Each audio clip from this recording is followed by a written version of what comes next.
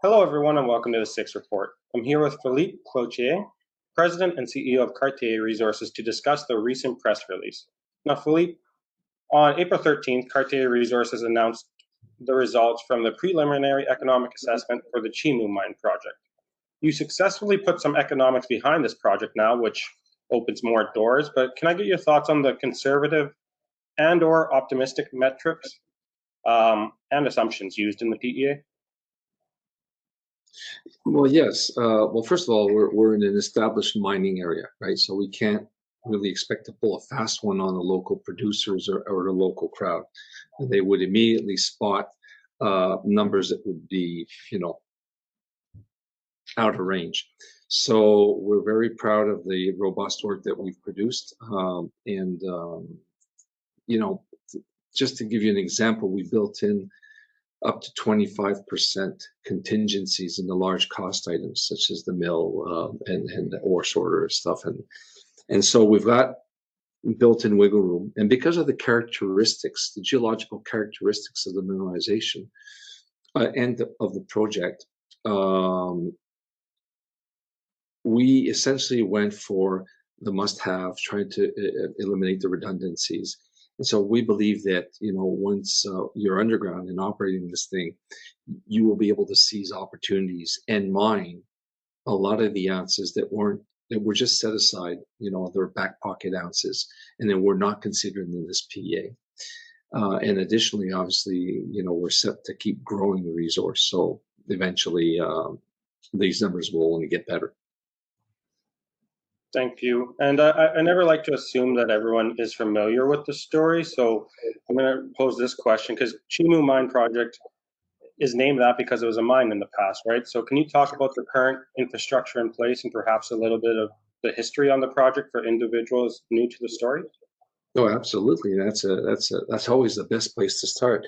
The Chimo gold mine ceased production in 1997, and obviously not for lack of ore, but because there was difficult economic times. Right? The gold price was $400 Canadian at the time. The company that was operating it was under duress. They did not have originally they did not have a mill on site. They were trucking their ore to one of their other operations. And even that mill wasn't calibrated for the type of ore that Chimo was producing. And basically, you want to fast forward 25 years later, 30 years later, there has been some really nice innovations in the mining industry and in the metallurgical space as well. And these are the things that we considered. And obviously, we have a totally new gold price. We have 2.3 million additional ounces to the system. We have the benefit of having all of that infrastructure, underground infrastructure that is there. So I think that these are all things that benefit the project. Because it's a past producing mine, there's a good understanding of the rock mechanics, of the geostatistical and geological behavior of this beast. And as we keep drilling it, we see that it continues to grow. So yeah, the project's historics and the fact that it was a past producing mine definitely has helped us bring it to where we have brought it in such a short period of time. Perfect. And can you share some insights on the typical gold grade for underground mines in Canada, particularly in relation to your project's ore grade? Well, in and around Quebec, most of the mines hover between 4 and 6 grams per ton. But recently, in the past 2 decades, they've been gradually going down because bulk mining underground has been introduced, and that is the way to go. You no longer go in and mine surgically very narrow veins. It's simply not done. It's not cost efficient.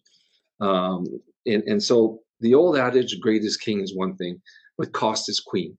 And when you're able to mine these things, bulk mining methods underground, that's where you can really build value and generate more revenue from these things.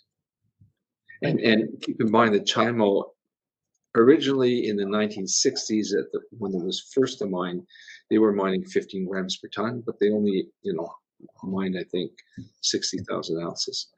Then from in the 80s, they brought that grade down to, I think it was 5 grams per ton or 6 grams per ton, and they mined 90,000 ounces. And then when Cartier bought the mine, Cartier now being Gold, in the late 80s, they pushed the grade down even further to 3.4 grams per ton. And they then mined 220,000 ounces for a grand total of 400,000 ounces.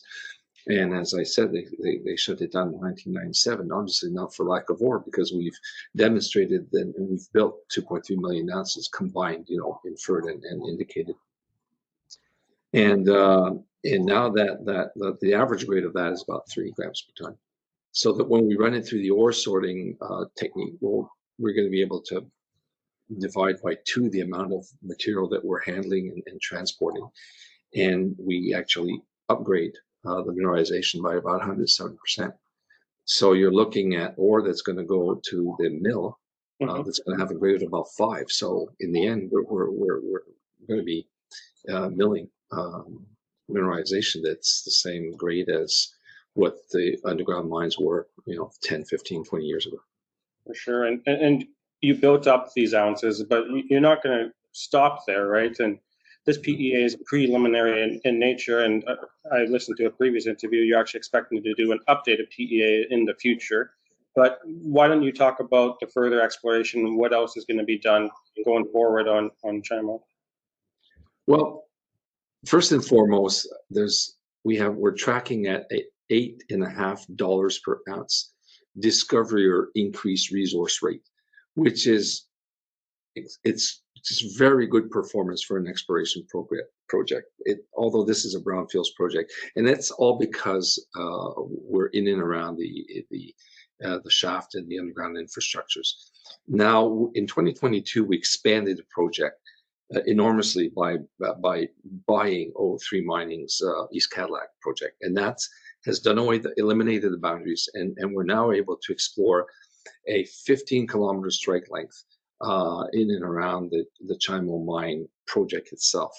Although those targets are much more grassroots, we do believe that this project will definitely expand and grow at depth, and is very likely to expand and grow east and west.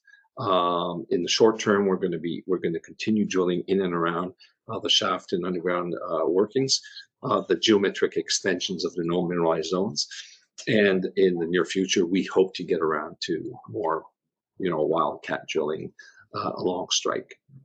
Perfect. And my last question is that the PEA did include your own mill scenario, but there are undercapacity mills in the area. I was just wondering, is your team a team of mine builders, or what is your plan going forward with the resource? Well, we do not currently have that capacity to say we're going to build it ourselves. I mean, the one thing in the mining industry these days is like there's a lack of available engineers and qualified manpower to actually build things. And I think it's like that in many industries anyways. But since this project, if and when it gets off the ground, maybe in 3 or 4 years, things may change. And we may have workforce being available from different operations. But in the short term, that is one of our biggest challenges is finding the personnel to build this.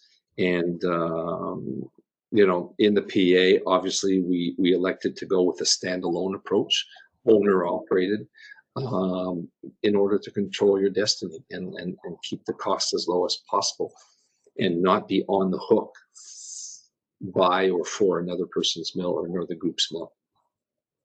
Thank you, Philippe. And what's the best way to reach out to the team, and where can people go to learn more?